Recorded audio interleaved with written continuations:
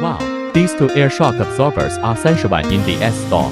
It is equivalent to buying a brand new Mercedes-Benz. Now look at the engine. It has Maibakh on it. I'm sure everyone can guess what model it is. Type it out in the comment. Both same style. It doesn't matter if you are a luxury car with a million level or $1 million luxury car. As long as you have a pneumatic suspension, can't escape the clause of air shock absorption and air leakage. Leaking air like this will do it for you for a few $1,000s. Arrange to throw this 30万 into the sea for pressure testing. There is obvious air leakage bubbling. First of all, after the shock absorption master disassembles a set, see the skin sack aging and cracking. I told the rider just change the leather bag and a set of. The riders say I can afford compared to maintenance.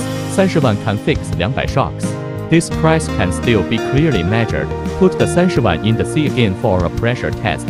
There are no more air leaks and so bubbles. Now we've fixed the shock absorber. Load the car and see the effect. Now, this Maibakh 6S has returned to normal height. Let's enjoy it in silence. This Maibakh 6S Classic that launched 13 million that year.